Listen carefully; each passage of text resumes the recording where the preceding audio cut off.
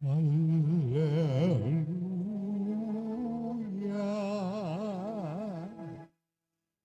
Hallelujah.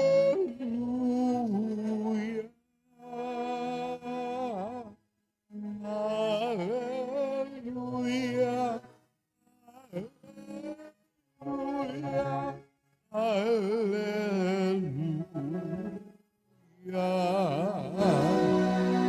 Si Kristo ay naging dukha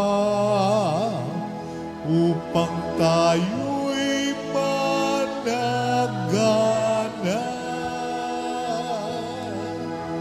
sa bigay niyang pagpapala. Hallelujah.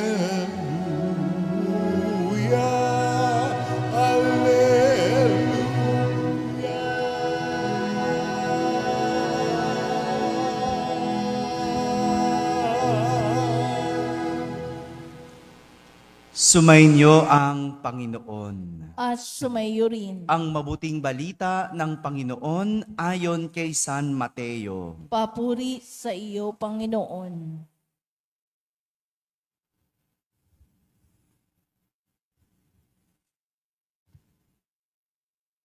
Noong panahong iyon, sinabi ni Jesus sa kanyang mga alagad, "Sinasabi ko sa inyo, napakahirap mapabilang ang mayayaman sa mga pinaghaharian ng Diyos.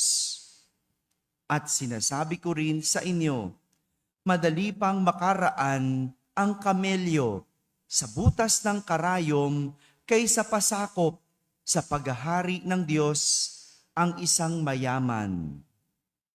Nagtaka ang mga alagad nang marinig ito, kaya't naitanong nila, "Kung gayon po, sino ang maliligtas?" Tinitigan sila ni Jesus at sinabi, "Hindi ito magagawa ng tao, ngunit magagawa ng Diyos ang lahat ng bagay." At nagsalita si Pedro, "Tingnan po ninyo, iniwan namin ang lahat at kami ay sumunod sa inyo. Ano po naman ang para sa amin?" Sinabi sa kanila ni Jesus, "Tandaan ninyo ito. Kapag nakaluklok na ang anak ng tao sa kanyang maringal na trono sa bagong daigdig, kayong sumunod sa akin ay luluklok din sa 12 trono upang hukuman ang 12 lipi ng Israel. At ang sinumang magtiis na iwan ang tahanan, mga kapatid na lalaki at babae, ama, ina, mga anak o mga lupain, alang-alang sa akin, ay tatanggap ng makasandaang ibayo at pagkakalooban ng buhay na walang hanggan. Ngunit maraming una na magiging huli at maraming huli na magiging una." Mga kapatid, ang mabuting balita ng Panginoon. Pinupuri ka namin, Panginoong Jesucristo. Umupo ang lahat at makinig sa homilya. Isang magandang umaga po sa inyong lahat. Magandang umaga sa mga nasa barangay, sa mga nasa tahanan na nagsisimba via online at sa lahat ng nasa abroad. Kasama kayo sa aming banal na pagdiriwang dito sa ating parokya. Normal sa tao ang maghangad para sa kanyang ikauunlad. Normal yon. Yung maghangad ka ng maghangad para sa iyong ikauunlad. Yung maghangad ng mataas na edukasyon o pinag-aralan. Hindi ba? Normal yon. Yung normal yung gusto ko pagkatapos ng elementary, magha-high school ako. Oh, 'di ba? Yung pagkatapos naman ng high school, magka-college ako. Oh. Yung iba, pagkatapos ng college, gusto ko mag-masters ako. 'Di ba? Normal 'yon. Maghangad pa. para sa ikauunlad. Para naman sa iba, ang hangad nila mag-abroad para sa magandang buhay.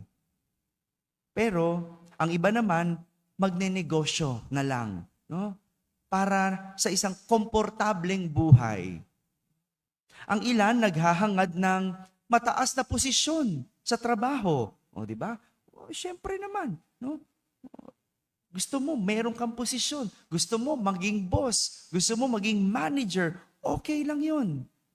Meron naman iba ang hangad posisyon sa lipunan. Meron ang hangad kasikatan. Pero ang iba ang hangad tahimik na buhay. Lahat naman ito hangad ng tao. Dahil kung ano ang wala, siyang hinahangad at inaasam nito. Kayo po, ano pa bang hangad ninyo? Hello? Ano pang gusto ninyo? Ganito ang pinag-uusapan ni na Jesus at ng kanyang mga alagad. Ang kanilang mga hinahangad. Sabi nyo nga, hinahangad. Hinahangad. Ngunit, iba ang hinahangad ng mga alagad ni Jesus. Dahil hindi komportableng buhay, gaya ng hangad ng iba. Dahil kung komportableng buhay lang ang gusto nila, hindi sana sila sumama kay Jesus. Tama? Tama. Kasi alam nila, kailangan nilang iwan ang kanilang pamilya. Kailangan nilang talikuran ang kanilang dating buhay. Alam nila, mahirap ang maging alagad ni Jesus. Mahirap sumunod kay Jesus. Kung hangad nila magandang buhay, hindi sana nila iniwan ang kanilang trabaho. Biruin mo, no? Walang trabaho. At sana, hindi nila iniwan ang kanilang pamilya. Kakaiba ang mga alagad ni Jesus. Dahil ang kanilang hangad ay ang maligtas. Maligtas. Ito ang tanging hangad ng mga sumusunod kay Jesus. Hindi komportableng buhay. Hindi kasikatan. Hindi kapangyarihan. Hindi rin kayamanan, kundi kaligtasan. Kaligtasan. Kaya nga, kadalasan kapag tanungin mo yung mga taong simbahan, no, yung mga sumusunod kay Jesus, yung mga naglilingkod kay Jesus, pag tinanong mo, ano pa bang hangad mo? Wala ka nang maririnig sa mga yan. Wala din naman maririnig na, gusto ko ganito, Father. Gusto ko meron ako nito. Gusto ko hindi na. Ang madalas mong marinig, gusto ko na lang, Father, maligtas. Gusto ko na lang, Father, mahanda na ang buhay ko. Abot kaya tayo sa ganon?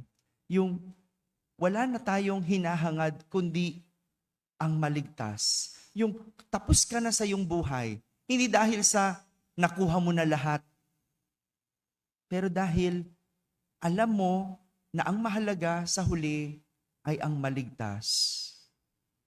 At kung kaligtasan lang ang hangad, hindi ito tungkol sa kung ano ang maidadagdag sa sarili mo. Dahil para sa mga alagad ni Jesus, ang kaligtasan ay tungkol sa maiiwan mo. Maiiwan mo. Kung tayo naghahangad para madagdagan ang pagiging alagad ni Jesus, para sa kanila, ang hangad ay isang kaligtasan tungkol sa kung ano ang maiiwan mo. Kahapon, ang ebanghelyo natin ay kwento ng isang lalaki. Lalaki na ang hangad ay magkaroon ng buhay na walang hanggan. No? Yung mga nagsimba kahapon, yun ang kwento. No? Anong sabi niya kay Jesus? Paano ako magkaroon ng buhay na walang hanggan?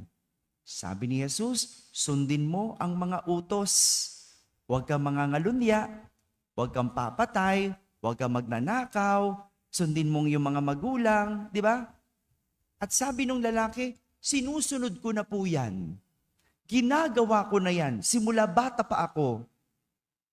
At sabi ni Jesus, kung ganon, itong gawin mo para mas maging ganap. Ibenta mo lahat ng ari-arian mo. At ang pinagbilhan, ibigay sa mahihirap at sumunod sa akin. Ano nangyari sa lalaki? Umalis na malungkot. Umalis na malungkot. Bakit?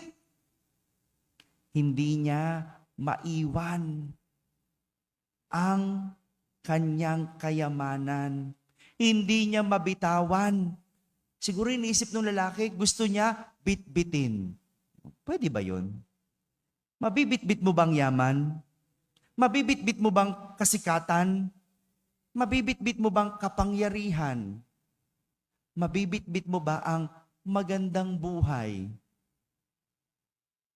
Kung gusto mo ng kaligtasan, hindi ito tungkol sa kung ano ang maidadagdag mo sa sarili mo. Ito'y tungkol sa kung ano ang maiiwan mo. Ngayong araw na ito, ginugunita natin si San Ezequiel Moreno. Isang pari na Espanyol, Agustinian.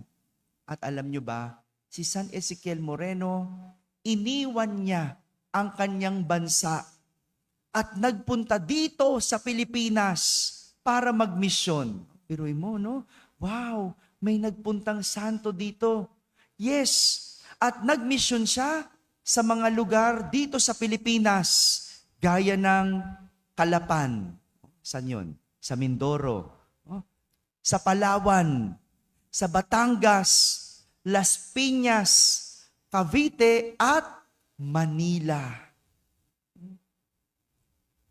Iniwan niya yung kanyang bansa para magpalaganap ng salita ng Diyos.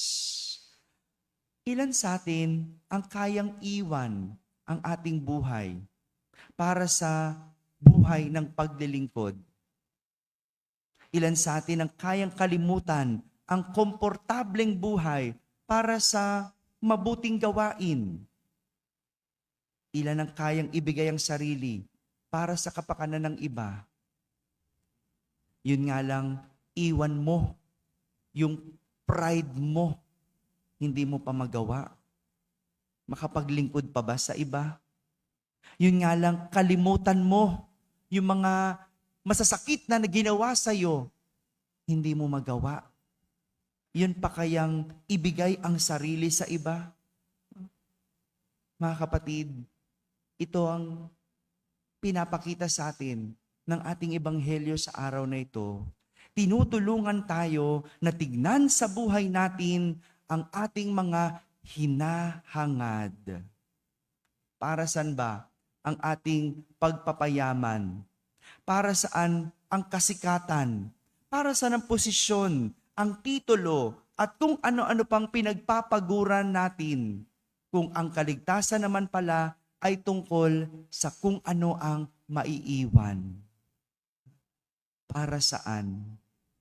Nais kong linawin, hindi masama ang maghangad ng kayamanan. Hindi masama ang gustuhing sumikat, ang mga titulo. Hindi. Ang sinasabi lang, lahat ba ito makakatulong sa kaligtasan mo? O baka ito pa ang magdadala sa iyo sa impyerno. Amen? Amen.